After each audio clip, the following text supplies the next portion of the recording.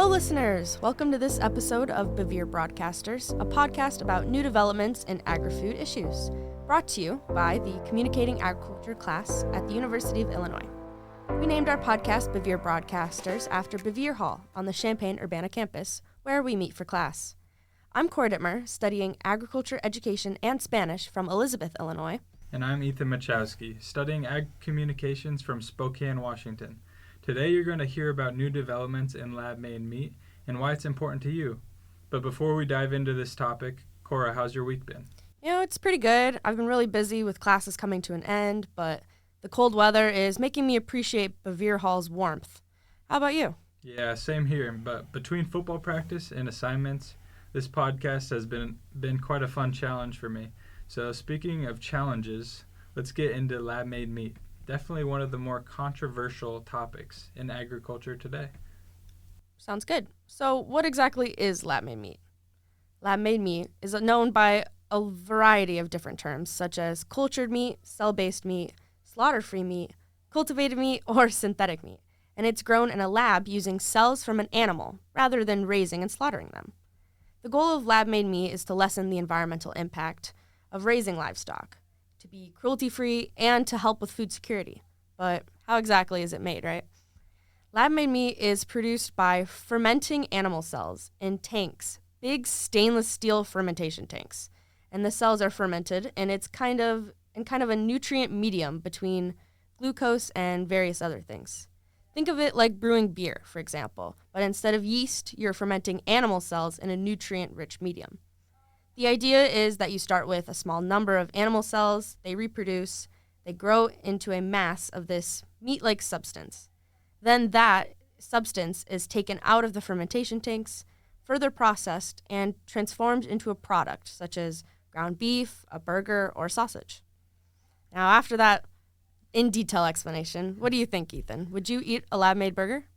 Honestly, I don't think so. While the idea is pretty interesting, I'm not really from a farm background, so just hearing the word made in a lab is kind of deterring for me, and not really kind of skeptical about the nutritional value of what would be in this kind of meat. It's hard to know if it can really match the vitamins and nutrients we get from traditional meat, so I might just stick to the real thing for now.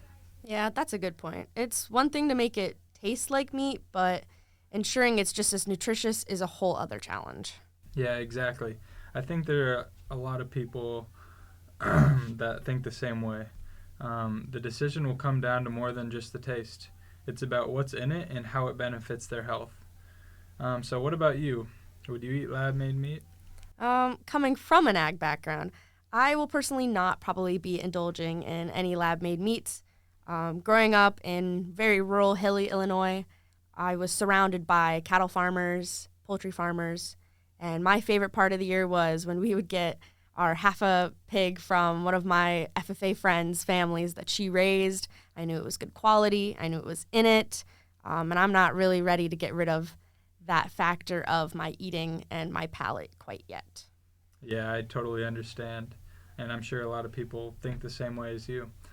Did you know that the first lab-made meat product was introduced in 2013? It was a burger created by Dutch scientist Mark Post, and it cost over $300,000 to produce. It was then auctioned off to critics to taste test in London. $300,000? Yeah. That's crazy. I mean, companies like Good Meat and Upside Foods are producing lab-grown chicken, but even though it's not quite close to the price that we're paying for regular chicken nuggets, it's still quite a bit above average. But it is FDA approved for sale in the U.S. It's a huge leap forward in making this technology more accessible, especially since Upside Foods is in the process of building a factory in Glenview, Illinois. That's only a 3-hour drive north of campus. Dang. Even though Illinois and Governor J.B. Pritzker are pro-lab-made meat, other states and even countries don't really agree, like me. States such as Alabama, Arizona, Florida, Tennessee, Iowa, and most recently Nebraska have/are in the process of banning the manufacturing, selling, and distributing of cultivated meat and poultry products.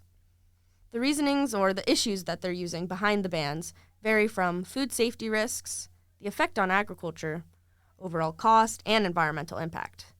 Similarly, across the big pond, as my grandpa says, Italy has placed a ban on lab-grown meat as well. They claim that it is in support of its farmers and traditional agriculture. So Nebraska is especially interesting.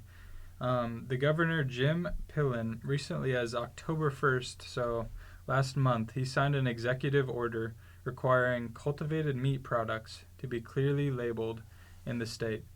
This is meant to protect consumers by making sure they know exactly what they're buying and to support Nebraska traditional livestock industry. Yeah, that makes a lot of sense, especially since Nebraska, if you knew, is one of the top cattle producing states. It's clear they're focused on preserving their agricultural heritage while still addressing the concerns about lab-made meat. So before we jump back in, let's take a quick break. Shout out to Farmhouse Fraternity for their Thanks to a Farmer fundraiser last week for supporting farm rescue and a nonprofit organization that helps farm families in times of crisis. That's right. I went. The food is amazing. They had turkey dinner and ham dinner. Regular processed meat, by the way, not lab-made meat. It was great. The cause is amazing. I know personally my farm has had to get in contact with Farm Rescue.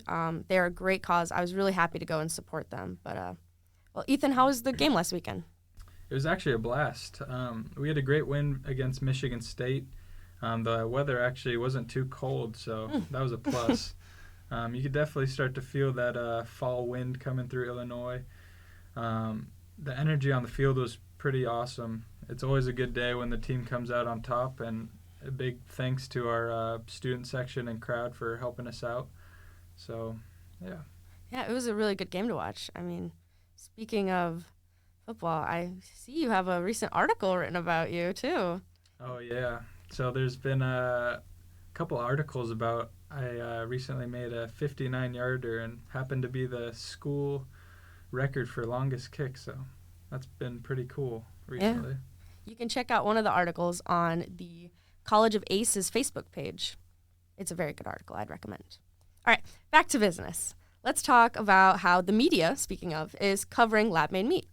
It's been getting a lot of attention, with some outlets focusing on its potential benefits while others are highlighting concerns. Exactly. For example, the New York Times recently ran a piece praising lab-made meat as a sustainable solution to global food challenges.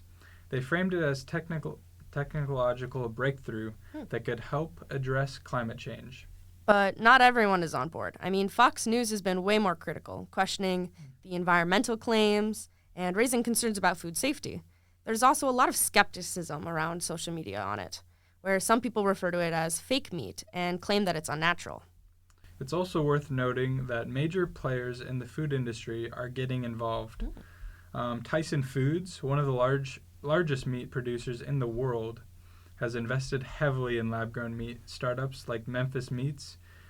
This shows that even traditional meat companies see the potential for lab-made products to play a role in the future of food. Yeah, and I mean, it's not just food companies, too. Billionaires like Bill Gates have also thrown their weight behind lab-grown meat. Gates has invested in companies like Upside Foods and Good Meat that we talked about earlier, emphasizing the importance of reducing the environmental impact of livestock farming. Media outlets like Business Insider and CNBC often highlight his support as part of a broader push for sustainable agriculture. Yeah, that's a great point. Bill Gates involved has brought a lot of attention to the issue. I think he invested around $1 billion. But it's also sparked debate. Some critics argue that this level of investment could lead to monopolization of food production. So it might raise questions about accessibility and fairness. Right. And then there's the media's role in amplifying these narratives. I mean, while some articles focus on the opportunities, others highlight concerns about corporate control and the potential sidelining of traditional farmers, which is very important to me. It is a complex topic, and the way it's reported plays a really big part in shaping public opinion. Yeah, absolutely. As the media continues to cover developments in lab-grown meat, it'll be interesting to see if the focus shifts towards mainstream acceptance, or if the controversy grows even bigger. Yeah, that's the big question. Yeah, so, and on that note, guys, we're wrapping up this episode of Bevere Broadcasters. We hope you're now a little more familiar with new developments in lab-made meat, and that through this podcast, we've helped deepen your understanding and appreciation of our wonderfully complex agri-food system. Please be sure to check out the other episodes from our classmates and check out the football game this Saturday. We're playing Rutgers, and it'll be away, so hope you guys support from your couch, and unfortunately not in the stadium. So once again, I'm Ethan. And I'm Cora. And thank you guys for listening.